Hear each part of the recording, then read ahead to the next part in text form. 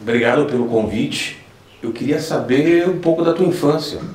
Onde você nasceu e quando você, não sei se a palavra descobriu, quando você se deu conta, quando o senhor se deu conta que era não sei se é a encarnação, a reencarnação de Cristo. Quando foi isso? Bem, eu, como deve saber, e todo o Brasil sabe, reencarnei. Tem gente aqui no Brasil que diz que reencarnação é coisa de espírita. Não, reencarnação é renascimento físico. Não é coisa de espírita. A reencarnação existe há milhares de anos, sempre existiu. Só que essa palavra é moderna, entendeu? Já Sócrates foi assassinado oficialmente na Grécia, quando ele pregava há mais de 2000 anos a pré-existência da alma. A reencarnação sempre existiu, quero deixar bem claro. Há 2000 anos me disseram, mas não está previsto que antes do Messias viria o Elias? Eu disse, se vós queres dar crédito, Elias veio e... João Batista foi. Não. João Batista era o Elias. João Batista era o Elias que veio e decolaram ele. Conforme todo mundo pode ver na Bíblia. Então tem N passagens na Bíblia, só que não existia esta palavra. Desde os primórdios, inclusive, desde Gênesis. Em Gênesis já está escrito que eu que vos falo primogênito, não sou obrigado a crer, teria que voltar para minha mãe terra. E se está escrito que eu teria que voltar para a mãe terra, está escrito em Gênesis 3:19. Tu és pó, do pó tu foste tomado, o pó retornar. Então eu tinha que voltar para a mãe terra, e depois está na Bíblia também escrito que eu disse que antes de Abraão eu era, até me apedrejaram, que eu também já tinha renascido ou reencarnado muitas vezes. Então é uma questão de lógica e não deixar o fanatismo tomar conta, que as pessoas geralmente estão fanatizadas, estão enganadas, acreditaram que eu fui de carne e osso para o céu, uma das maiores absurdos. Agora a ciência prova, qualquer ser humano, qualquer ser raciocinante, pode ir na ciência e perceber que lá a temperatura confina 273 graus Celsius negativos e não tem ar para respirar. Como pode alguém viver de carne e osso? E além de que na Bíblia está escrito que as minhas vestes foram sorteadas entre os soldados romanos, então eu teria ido nu para o céu. Eu vejo muitos desses impostores que se dizem pastores falarem que Jesus, porque Jesus vai voltar lá de cima, Jesus está lá em cima. Inclusive, quero deixar claro para quem quiser usar a Bíblia como parâmetro.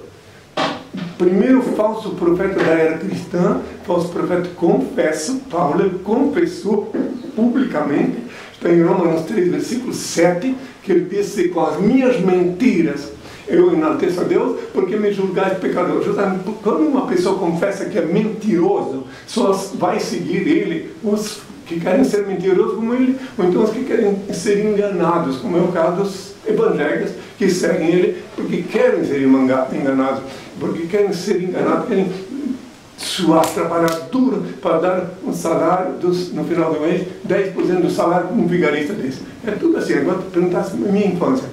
Sim. A minha pergunta é, se desde quando o senhor nasceu, se deu conta, então, ou se foi com o tempo?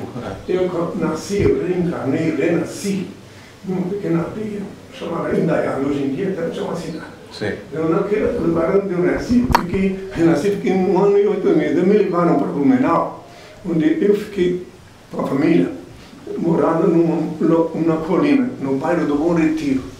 E lá nas caladas da noite, dos 4 anos em diante, as paredes do quarto que eu dormia se abriam, desapareciam, e eu via, chorava por ver seres humanos rastejando sobre seus próprios membros expostos, intestino. Eu via coisas horrorosas. Visão do inferno? Hein? Era uma visão do inferno? Sim, que é o que vai acontecer. Meu pai me dizia, naquele tempo eu não sabia quem era ele, mas ele não podia falar para ninguém. Hoje eu sei porque eu não podia falar para ninguém. Eu, até os 8 anos de idade, nesse lugar eu vi. Até os 8 anos de idade. Sempre essa visão? Sempre essa visão. Depois mudaram de... Mas não entendi ainda o que era. A Guerra Mundial. É a eclosão nuclear, que é inevitável. Não adianta alguém pensar que não, é inevitável. A eclosão vai acontecer. Tem a ver com a explosão demográfica, que é uma coisa que salta aos olhos. guerras, essas guerras estão... Pandemias. Sim, mas tudo que está previsto, que eu falei no início da minha prédica. Eu falei no início que os sinais me perguntaram, quais seriam os sinais da tua volta? Eu disse, quando eu ouvi falar de guerras, rumores de guerras, reino contra reino, nação contra nação, tempestade, terremotos, inundações, pestilências, é apenas o princípio das dores. Eu disse, então vereis a gente está no princípio das dores. Sim, então vereis o sinal do Filho do Homem.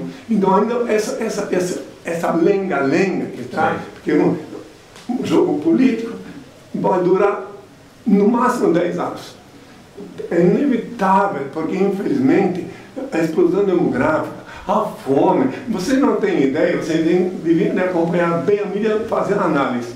Agora, aqui no Brasil, uma estatística, eu vi ainda ontem na web, uma estatística que tem milhões de jovens que não estão trabalhando e nem estudando. O que esperar desses jovens se não estão trabalhando nem estudando? E ainda mais outra coisa, o desemprego cada vez mais. Mas não é só aqui no Brasil. É o mundo. A tecnologia, a mudança na área tecnológica fez com que também muita gente deixava de trabalhar. Por exemplo, você chega num lugar, tem um porteiro. Tinha um porteiro, agora não tem, um porteiro eletrônico. Inteligência artificial. Aquelas máquinas fantásticas que estão usadas nas fábricas, tudo essa demissão de pessoas que serviriam lá. Eu não vou enumerar, mas só sei dizer que, infelizmente, eu vejo e recomendo aos filhos de Deus que pensam, que querem ter a bênção dele, que voltem para ele. Não tem nenhuma solução.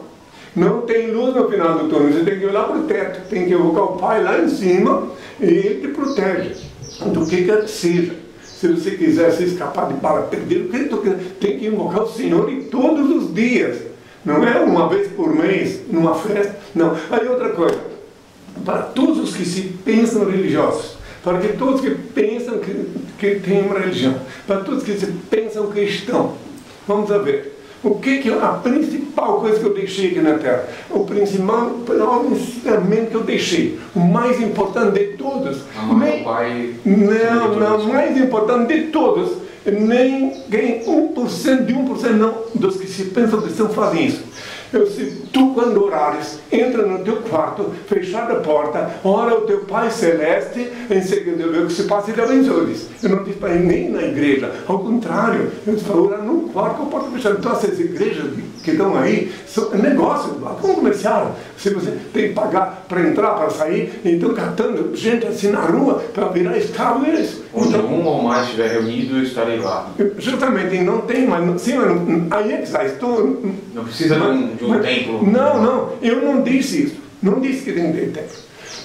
Eu disse a parte mais importante que me custou a vida, nada foi tão grave que eu falei a dominante como eu dizer para o ano quarto que eu posso fechar. Depois que eu falei isso, começou o ódio a se aumentar, porque os donos do capricho da época, os rabinos, o sinédrio, começou a perceber o perigo que era deixar-me vivo. Porque eles perceberam assim, se ele continua ensinando isso, as pessoas não vêm aqui pagar uma vaca, boi, para pagar os seus pecados. Porque quem não tinha boi nem vaca, tem que pagar o dinheiro. Né? Por isso tem a porta do tempo, tinha uma casa de câmbio, você tinha que chegar lá e desembolsar. Bom, eu cometi, então, tá aqui, eu quero uma vaca. Tá, o dinheiro ia para lá. Nem todo mundo trazia vaca, porque não tinha, trazia dinheiro. Então eles viram o perigo.